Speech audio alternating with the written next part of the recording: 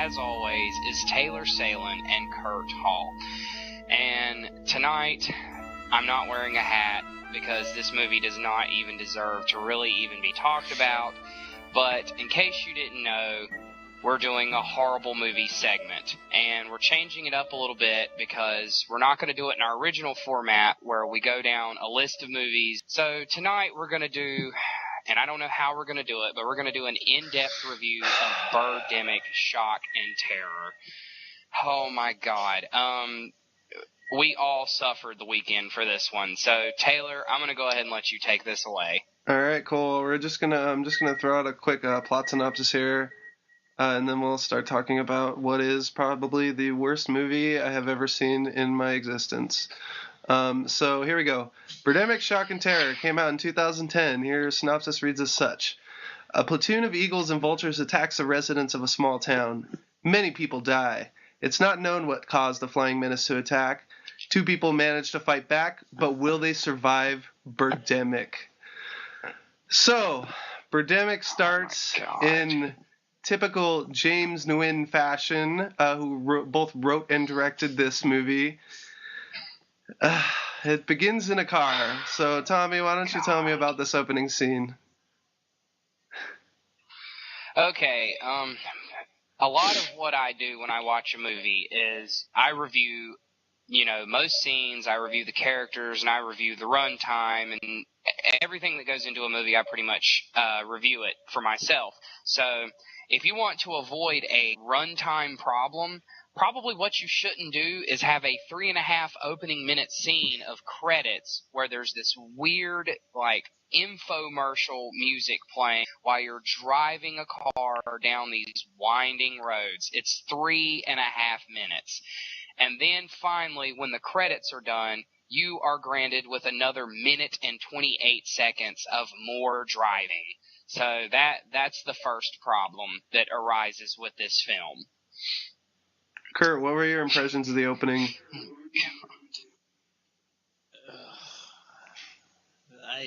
It's so bad. The way that this guy is driving a Mustang for 3.5 minutes, and they're shooting the camera out the dashboard, and you can see the dashboard the whole time. They don't follow the winding curve of the road. All you see is a bunch of just muffled up trees and a really ugly dashboard. Put to Walt Disney music. It's not a good combination to start a film out at all. Yeah. I mean, it's really a weird opening because the music itself kind of has a Hitchcockian tone. That's what it's going for, at least. But then you realize that it's the same 2 notes that are played over for 4 minutes straight, so it becomes very annoying very quick. But I mean, the thing I found most surprising about this opening and this movie in general is that there's a lot of car scenes, and I mean you can tell. Besides the obvious horrible sound and special effects, you can tell this movie was made on a minuscule budget, So moving on, we meet our first character of Rod after this long extended sequence. What did you guys think of Alan Baugh, who played the character of Rod in Birdemic? Kurt? Oh my God. Oh God, this guy. Sometimes I like to always compare Kristen Stewart to a board of wood when she acts. That was before I saw this guy. This guy is so awful that he looks like he does not know how to walk. He looks like he's gonna fall every time. And the opening scene, you see him going into a diner, and it only gets worse from that. The acting in this whole dining sequence is so bad that I had to rewind it to realize that did they really shoot that? Yeah. Oh my God. Not good news.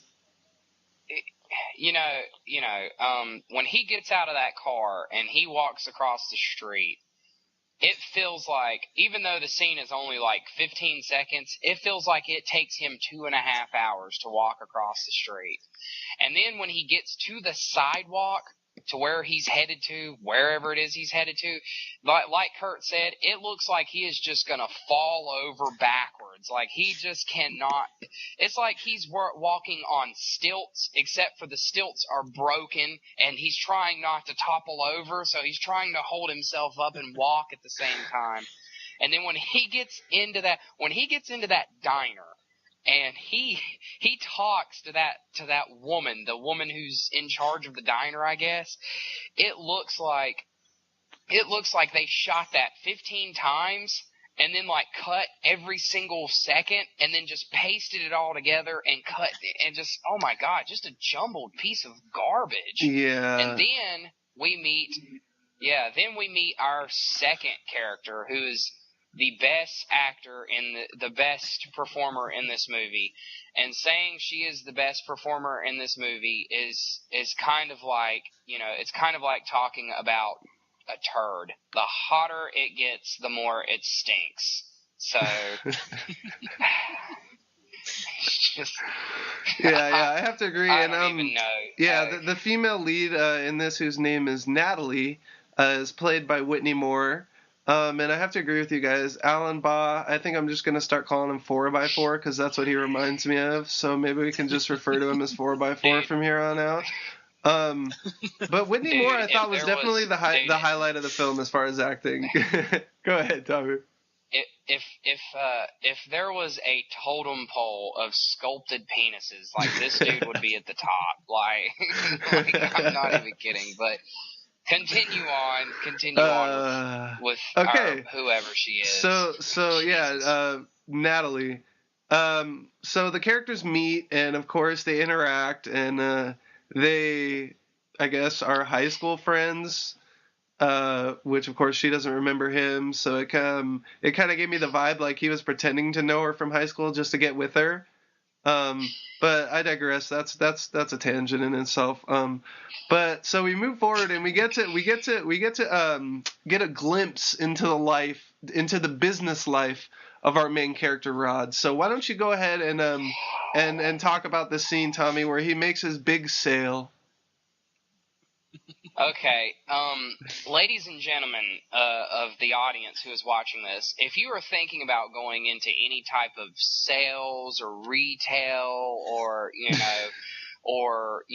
telemarketing or anything like that, if you want to know what not to do in telemarketing sales, watch this part of Birdemic where he is making this final sale. He makes a huge sale, and by huge, it is just preposterous, the money that he makes. He closes a deal for $1 million at a 50% discount. He just cut $1 million off of whatever he's selling, and then he celebrates like this. He goes, "I closed the sale." Woo! Yeah. No, the funny part about it too is that it takes like 10 seconds for him on the phone. He's like, "Hello, do you want to buy this product? I'll give you half off." Okay. It's like, what the hell? Can we close that deal today? Can we close the deal? I don't know if you have anything else to add to this. If you don't, I want you to talk a little bit about the boardroom scene afterwards, where the company that Rod works for is sold.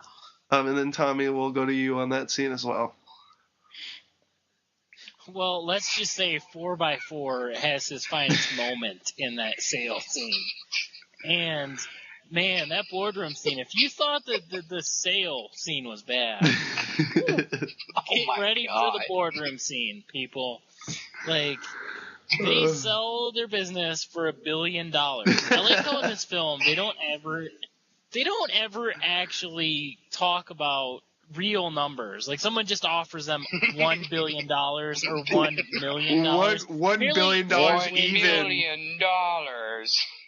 Apparently, James Gwynn can't count over one because he couldn't have made it sound a little sweeten the deal a little bit more.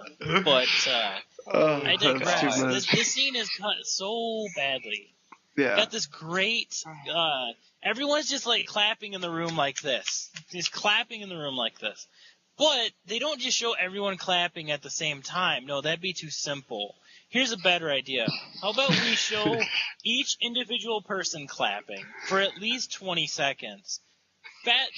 Go back reinsert the next person doing it and do this like 10 times. Because clearly we needed to see how happy the whole company was, not just, everyone at the same time. It was horrendous. Oh my God. You know what? The funniest character in that whole boardroom scene when they're taking the camera around, there's a guy. He's got like a goatee and a bald head. And this guy is just, you guys know who I'm talking about. He is just eating this up. It seems like he's just loving the fact that he's in a movie. He's like, yeah, man, not only did we just sell the company for $1 billion, but I'm also in this shitty film. It's like, and and another thing is like this number thing, it doesn't stop. It's in every single part of the movie. It's all the way up. It's all the way till the end to where they have to buy gasoline, and it's $100 a gallon. And then after they make this deal, he retires. He retires, ladies and gentlemen. He's 25 years old, probably, a retail salesman, and he has some weird meeting with this black guy who's a solar panel salesman, and he agrees to let him put a solar in his yard for $20,000. Who would have guessed he could get past the number 1? And after that, then he goes into the solar panel business, and he basically he walks in and pitches his 5-minute skit to these guys, and they're like, well, how much money do you want for this? And he's like, $10 million, And they just said, yeah, we'll give it to you, whatever. Just give it to him. Oh my give God. him the $10 million. Well, let's be fair too. There's also a discount given to him for a solar panel in his house, which is $1,000. $1,000. There's another one. He had to keep a 1 in every transaction in this movie. Not only this is a mathematician's movie's dream. This is Birdemic should get its own class, but with math. But all the math problems would be written in crayon with all the letters in reverse.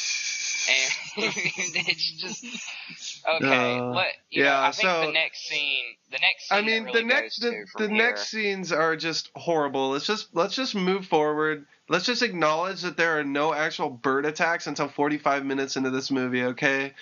So for those of you that didn't watch the movie, but I mean the date scenes. We have to talk about the date scenes, and then we'll move on to the first bird attack because the date scenes are just marvelous. Oh my God. Okay, I'll take over right now. For a minute here. We get to see 2 dates. Okay, you get 2 dates. And actually 3, technically 3. Yeah. The first date, and let's just do this as a combination. The first date is obscenely weird and creepy. They're sitting here talking, and she's talking about her cat, and she says, yeah, you should really let me talk about so-and-so, which is her cat. She's got a picture of him in his wallet. And this guy is just losing his mind. He looks like he's at a whack-a-mole stand, and he's just trying to get the wallet out of her hand. He's like, let me see it. Let me see the picture. Is that your boyfriend? Are you married? Like, dude, if I went out on a date with somebody and they were trying to, snap my wallet out of my hand, I would probably punch them. I would probably give them, I'd probably give them a Mortal Kombat uppercut into the next floor. They're like, touch my wallet. To the next floor. That's awesome. Yeah, I agree. It's horrible. And I mean, not to mention the lingering shots, Kirk, right? Well, we got the lingering shots, which are just atrocious. But on the second date, where they do this double date with their friends. Oh, God. You know what movie they go to watch on their dates? No. I don't even remember. You know what movie they watch, think guys? about that one. I don't even remember. Inconvenient Truth. Oh, my God. When I think of date movies, I think of documentaries about how our world is being torn apart. Yeah, no, I mean that's all part of I mean, come on, you guys, that's all part of the subtle economic messages in this movie. I mean, these things are so subtle that they're not even there. I mean, I just don't understand it. How anyone could not see the subtle messages here. Oh my But no, I God. mean, not to mention on the second date. I just real quick, I love how on the second date they're walking back through a parking lot. A whole scene takes place in a freaking parking lot where there's obviously no movie theater in the background. I just thought that scene was kind of a little out of place, but then a lot of things are out of place in this movie, so. Oh Jesus! When they go to see her mother, that is the most sincere person I have ever met on film in my life. It's like somebody just wanted to interview her about her life, and she just really put it out there. And not only that, but she like it seems like halfway through this interview, that's what I'm going to call it. It's basically just an interview. It was probably what they used to cast her interview when they used to cast her. If they even fucking did that, but when she's sitting here talking, it's like she forgets her lines, and instead of like doing another take or cutting it, like they just keep it in there and they just keep letting this old Alzheimer's patient keep rambling on about her retirement. God. Before we move on to the actual bird attacks, I do want to point out my favorite line in this whole film, which comes from his co-worker friend. And the line is, "When are you going to grow up? Girls love cars." Now the context of the scene is that this is after they make the big sale of the company for $1 billion. And he's like, "Oh, what are you going to spend your money on?" He's just like, "I'm going to retire early, I don't really want to, make any big transactions." And his friend's I really don't want to work for the rest of my life. You gotta buy a car, dude. You gotta impress the girls. And I'm in the. Oh my God. I love that line because he's like, "When are you gonna grow up? Girls love cars." That's like what every teenage guy has ever thought about women, and that quickly changes when you turn like 18. The line that he says after that is really hilarious because he's like, "Yeah, man." He's like, "You should get like a Ferrari," and then Woodstake or whatever the hell we're calling him. He goes, "She's my hot Ferrari." It's like, shut the hell up.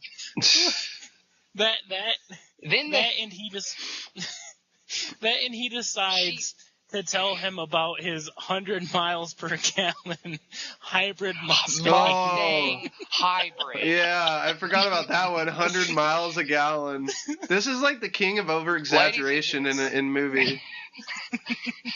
Ladies and gentlemen, for a brief insight on me, I actually work in the car industry. There's no such fucking thing as a hybrid Mustang. And if you believe that in any way, shape, or form, you deserve death. Yeah, Tommy, you tell them what's up. Get up in their face, man. Get up in their face. Jesus fucking... Seriously, then they go on their next date. When they go on their next date, oh my sweet Lord. They put them in this restaurant or club. There's nobody in this thing. Nobody. Except for fucking Carlton from the Fresh Prince, who gets up here.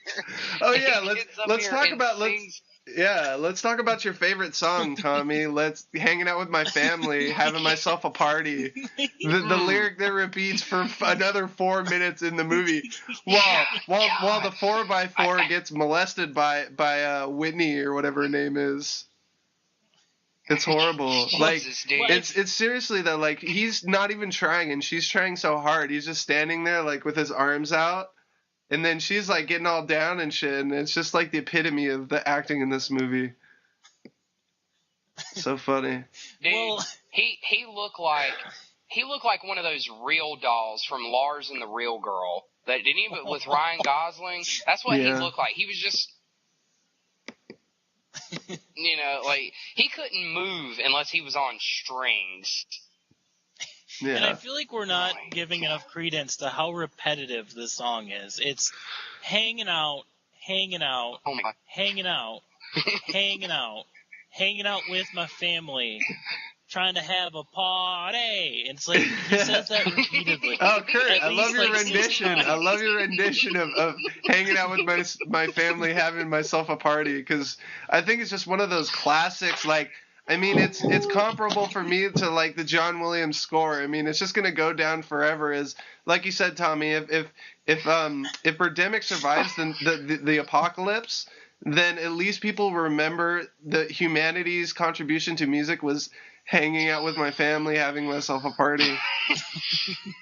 Dude, like, I felt like the guy from Monty Python. Like, I felt like taking 2 bricks and just clapping them on my ears till the song was...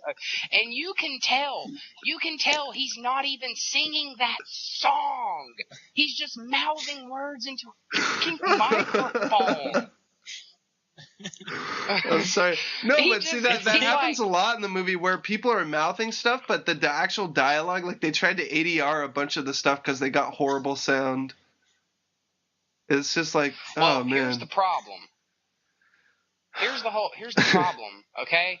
It's not that they like had to dub his voice over.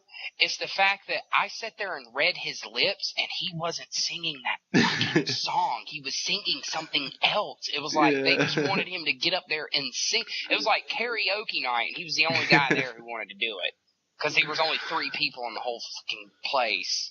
Oh my gosh. Let's man. move All right, on so, to the freaking... So at about 45 minutes, 50 minutes in, the bird attacks finally start happening. Now, Rod and Whitney by this time have been on their magical dance date, and they consummate their relationship by waking up in a hotel with birds and, well, actually eagles and vultures attacking their hotel. And you get to, it's at this point that you witness the revolutionary...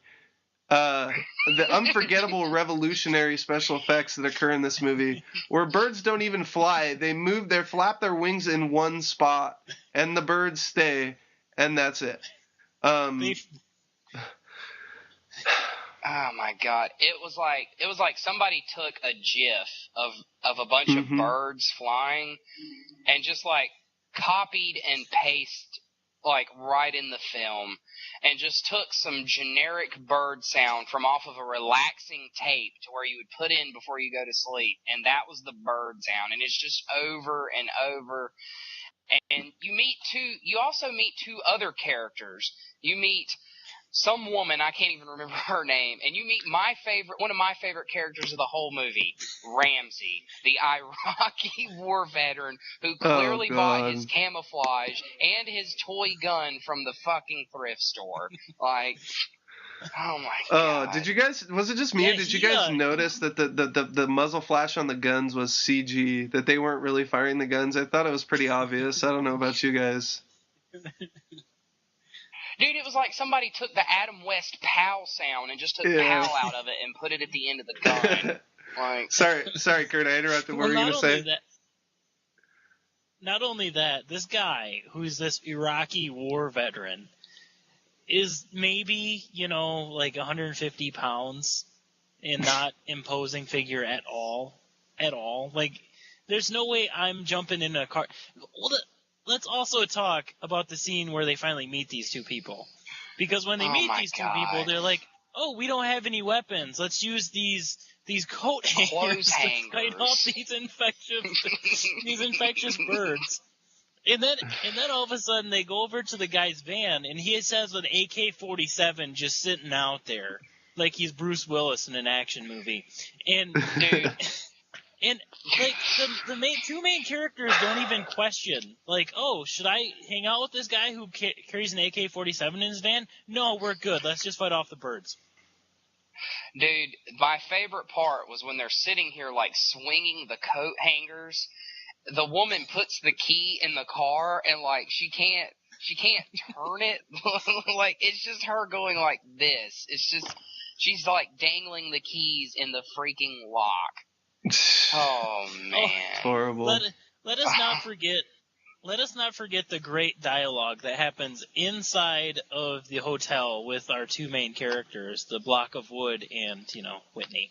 Well, Mhm. she's, the birds finally stop attacking them, and he's like, I wonder what stopped it. Or one of them says, I wonder what stopped it. And the other answers, maybe they got tired. And I'm like, what? What? Little history lesson or little biology lesson for you guys. The birds that are attacking are what again? Golden eagles and what? Eagles and hold on. Eagles and vultures. Okay. I'm no zoologist, but from what I pretty much know, just from being in preschool, golden eagles are like the most invincible bird in the whole animal kingdom. Like, they fly higher than any other bird, and they fly for like long periods of time. So, I mean, unless these birds were like flapping outside their window for like 24 straight hours, I don't think they're gonna get tired. Hey man, hey, in a world where a hybrid Mustang can get 100 miles to the gallon, anything can happen. Yeah, I guess you're right. I guess we should just throw out the laws of nature for golden eagles. Exactly, and vultures, exactly. Okay, so moving on, these characters get in the van finally, and they start going on the road, and they get to one scene where they find a child. Two children that are stranded and their parents have been killed. Now, these children mean absolutely nothing to the movie, so I'm not really going to talk about this. The highlight for me in this scene was watching. It's set on the side of a road, on a side of a country road. And the highlight for me was the position of the camera, because you can actually still see traffic, normal traffic, like everyday traffic. And I just thought that was funny that in Birdemic that people would still be driving like 45 miles an hour. Like they're going to work, or they're going to get their morning cup of joe or something. I just thought that was the funniest thing ever, that he's just like, fuck it, we're just going to film it.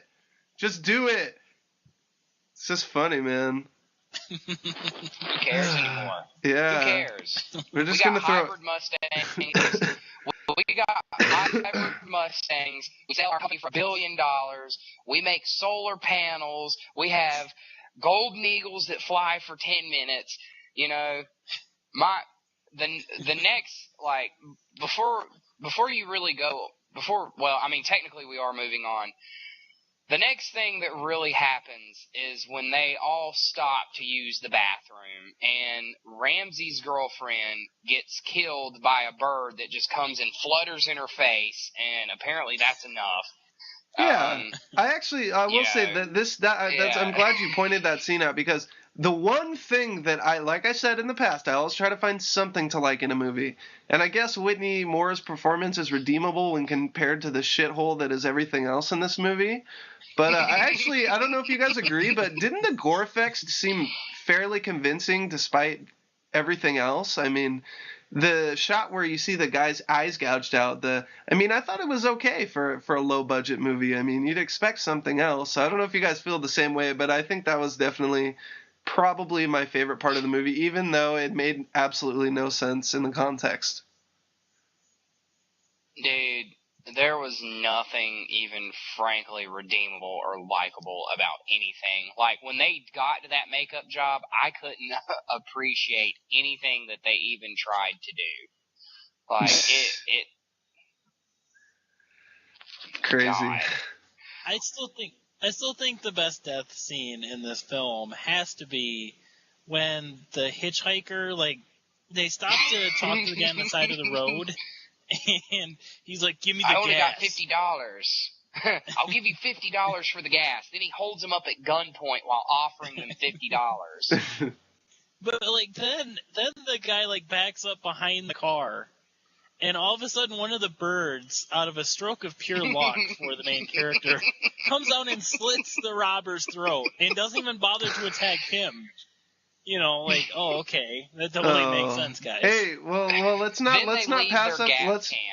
Yeah, seriously, freaking idiots. Let's talk about the guy who they meet on the bridge, who gives a long monologue about why the birds are attacking us, why the birds are attacking humanity. Yeah, Dude. this guy is subtle. Oh, man. Between the 3 times that he gives you a spirited speech about how humans' usage of fuel, how does it? Fossil fuels. Yeah. And how that's just destroying everything in the world. Yeah. He says it 3 times in a 5-minute period where he's talking, and everyone is just eating it up at the table. They're like, "Yeah, I think this guy's right. I mean, obviously he's a scientist, so he knows everything about this." It's very, very subtle, guys. Very. Oh, man. My favorite scene of that whole movie is how, these birds can come from anywhere, and yet they stop to have a picnic outside. They're just eating sandwiches, and they're eating, oh yeah, Oh, I the got birds ham, don't come. it's... Yeah, God, we're having such a good time. I just, Oh my gosh. Not to mention the fact that everybody in this movie is constantly eating. It's eating and driving. They're constantly stopping at gas stations and paying obscure amounts of money for gas. $100 a gallon. Yeah, the funny thing. $100. The funny thing about that scene is right before he purchases that gas with his credit card that requires a phone line, the guy tells him that the phone lines are down. I thought that was pretty convenient. But yeah, so I don't know. No, Let's move on. Let's move on to the ending of this movie, where Rod and the kids and Natalie go to the beach and do some fishing. Because businessmen are always fishing experts, as you know. Wait. We cannot go there until we go to the forest. That is inevitably the tree best hugger. scene The tree in hugger. this whole movie. Yeah, If you want to end, we go into the forest. Which is clearly a national park. They stop for some reason because, birds don't live in the woods. We stop, we make a bonfire, we eat again, and then we meet our beloved tree hugger who lives in a freaking tree house. And I don't mean like a house in the trees, a house made of trees, or a cabin. He lives in an 8-year-old's tree house. God. Yeah, and I think I'll agree with this, Kurt. This is that subtle messaging again with one of those monologues, right? Oh, totally. And let us not forget the reason the scene gets broken up. And it's that the tree hugger hears, "Oh crap, a mountain lion's coming. You guys better go." Yeah. Oh yeah, man. Yeah. I took a note of that one. I remember that specifically because I'm like, "Are you fucking kidding me? A mountain lion in the redwood forest? Awesome."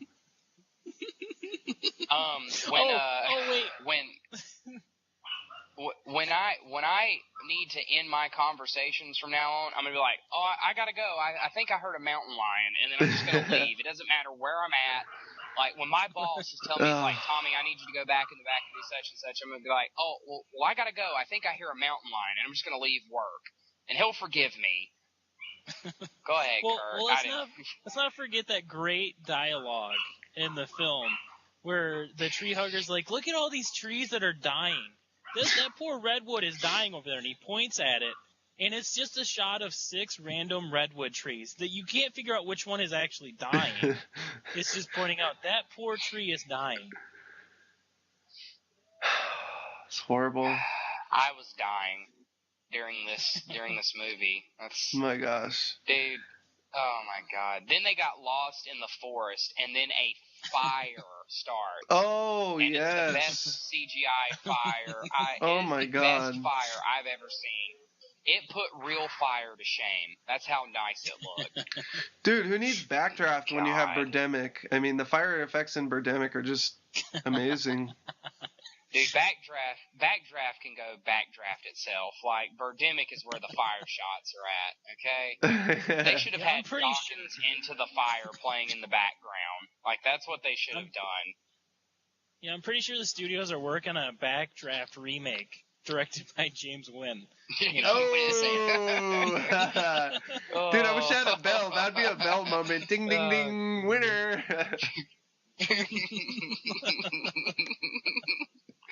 Oh, All God, right, so that let's was move on to great. the final scene. What did you guys think about the ending?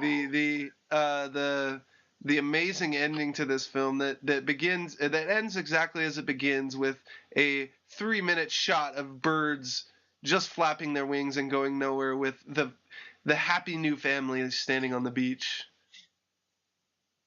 Oh my God. Oh God.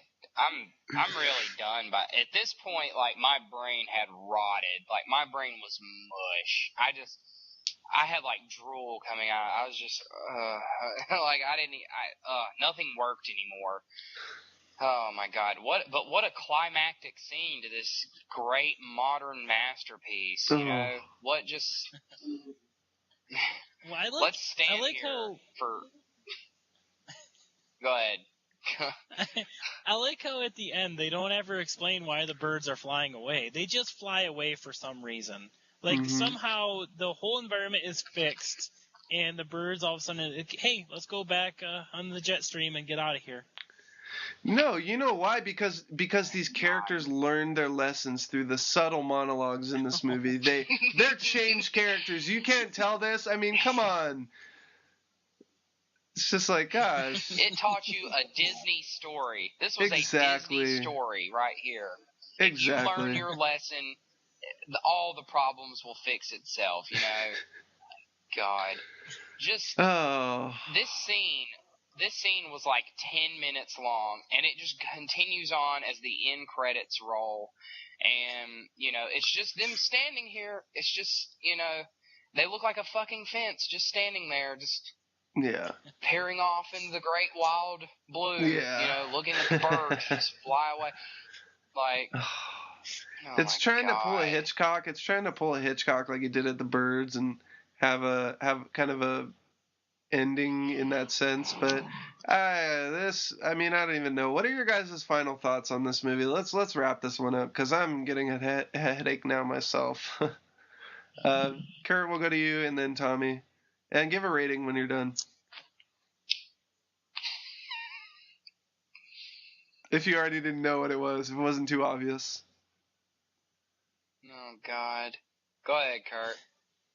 Well, I would give Birdemic shock and terror my stamp of disapproval. It is going to get a 0 out of 10 just because it just doesn't deserve anything. And it'll get my second worst film I've ever watched for my lifetime honor.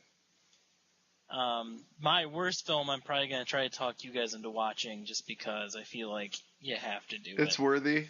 But, yeah, Birdemic is just awful.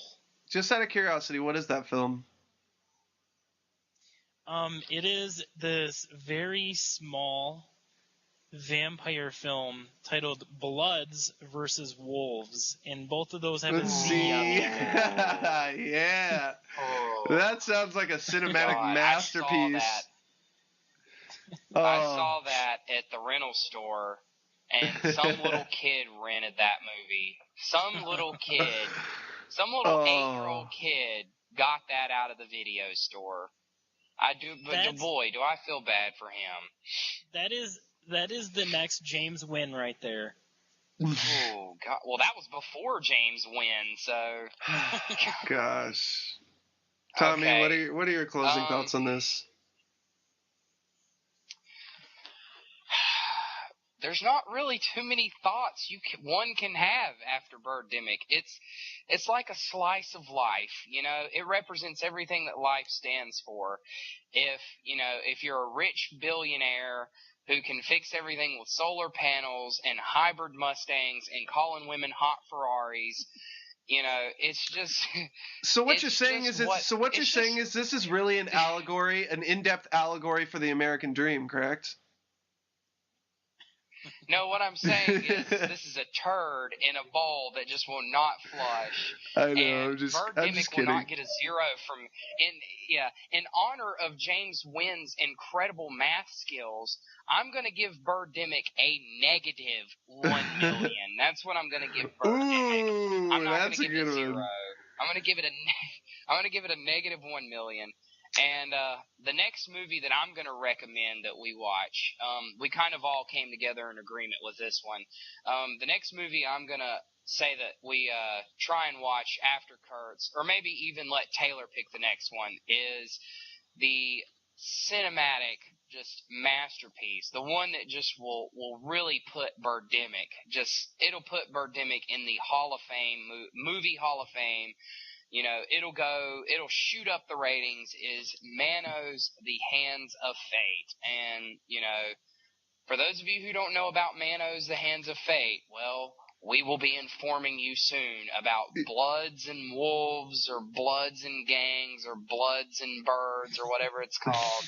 And then we will be doing Manos that I don't know why we're punishing ourselves. We're better than this, but it's okay. It's good. It's good because you know, kind of the thought I want to echo after watching this movie, and I think this goes for the whole horrible movie segment, is it really reminds me how much I appreciate a well-made movie. Even some of the weaker ones, like Troll 2, I have a greater appreciation for now because of this movie. You know, I mean, you said it before, Tommy. This movie makes Troll look like a freaking masterpiece, dude. Because this thing is just, it's so bad. This movie makes The Room look like a masterpiece. Yeah, exactly. And that's what I'm saying. This movie gives me so much more of a respect for all the movies that I love. It gives me so much more of an appreciation even for the mediocre movies that I love, you know? And for that reason and that reason only, and along with my little bit of liking of the gore effects, I'm going to give this a 0.2 out of 10. Because it reminds me how much I love a movie that you don't actually notice any of the technical elements, and where you can just focus on the story. Even though I enjoy deconstructing the technical elements, but so for that reason, 0.2 out of 10. God. So, man, this one. If we average that out, we have 0. Oh, gosh. I'll go ahead and say that if you have any questions, comments, or concerns about this video or any other of our videos that we've done, please don't ask us to do another in-depth review of Birdemic. It will not happen. But any questions, comments, or concerns, please do below. And, be sure to subscribe. It will probably be either right here or right on Kurt's face or right on Taylor's face. I haven't selected the next victim. Or it'll be above, because Taylor did the last two. Darn you, Taylor. Be sure to subscribe. And, guys, we really appreciate any feedback. And I will say, we won't be watching Birdemic 1 again, but there is the possibility of, if we get enough requests, to do Birdemic 2, The Resurrection, which just came out in limited release in April of this last year. So it's hot off the presses, man. And this one's ready to join the ranks of the original. Is just a cinematic gem. So with that being said, I think we'll leave you guys off with that. Okay, so if you guys want to request any more horrible movies for us to review, or you just want to give us any feedback, you can always email us at movienerdsmailbox@gmail.com. So with that being said, my name is Taylor Salen, and joining me are Kurt Hall. And of course, Tommy Bolden. And you guys keep it classy. And don't watch Birdemic. Ever. Good night, cool. America. Good night, America. You keep it classy, America.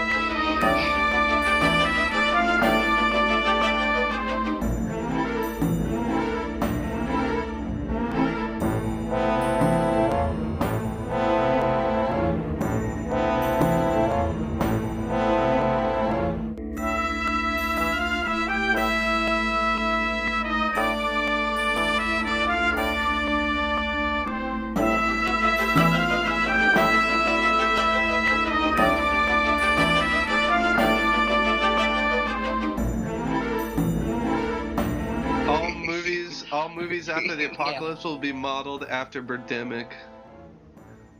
Yes. The greatness of Birdemic. And it's actually James Nguyen. That's how you say it. Okay. James That's Nguyen. what I thought. That's what I thought. I was like, I know I'm pronouncing it wrong, but whatever. Alright, let me He doesn't- grab... I gotta grab something over here. Yeah, you're fine. Go ahead. What's up, Kurt? James Wynn seems like, to me, the Voldemort to filmmakers. You just don't mention his name. He's just the you don't director. mention it. He's the director. He's the director. It sounds like a really bad porn. What? It'd be like a porn action combination. It'd be called The Director, starring In a world. Lisa Ann that we were talking about. What are you talking about? The director sounds like a really bad porn. Like, it sounds like James something Nguyen? Yeah. like a bad porn action horror movie starring like Jessie Jane and Lisa Ann? Lisa Ann. They play a team of detectives trying to track down a bank robbing. He's like a guy who's a director of a bank robbing team. You know, like What? that. Yeah, like a This bunch of just sexy sounds bank robbers that go insane. in there with like bras and panties. This sounds like a bad Netflix original is what it sounds like. What if it's directed by David Fincher? Hey, like House of Cards? You'd Do probably you watch really it. think David Fincher would... Yeah, I probably actually would watch Yeah, it. you know you would. Come on, come on. David Yeah, Fincher probably. could just do a movie about people pooping on toilets, and I'd still watch it. It'd be the most beautiful film about people pooping on toilets ever. I agree, man. That's funny. Let's do this stupid Birdemic crap so I can go to bed and not think about fucking Birdemic ever again. If you guys love Birdemic, you're gonna love Mano's Hands of Fate. You're gonna love it. I'm just waiting for the trailer for Birdemic 2. Birdemic 2 shit. Birdemic 2 is already done and in the can, man. There's a poster and everything for it. Like, it's gonna be Oh. like, from the director of No. Birdemic Shock and From the- Terror comes the terrifying Brings new you- sequel. No, it's like in a Birdemic world where the director 2. of the director brings you a terrifying sequel to your favorite porno.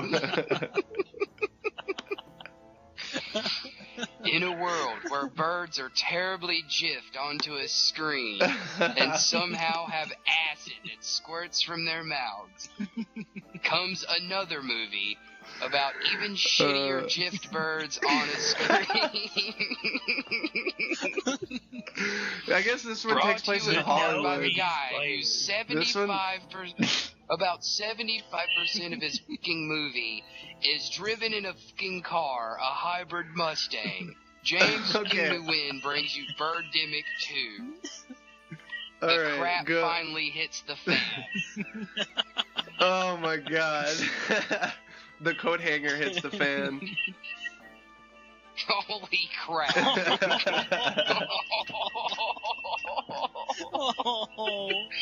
Oh, that's man. wrong on so many levels. Man. Okay. I applaud you for that one. Okay, I'm not putting on a hat for this. I can't. This doesn't deserve a fucking Alright. and give a short, brief, talk about them. That doesn't make any sense. So, where we give a short, brief, where we fucking Overview. talk about a shitty ass movie for a couple Discussion. seconds, and we move Discussion. on. Where we talk about, thank you, Kurt. We give a fucking discussion about a horrible ass movie. So remember, you can always email us at movienerdsmailbox at... Damn it! Alright. 3, 2... Birdemic syndrome. God, it's back again, man. 3, 2, 1.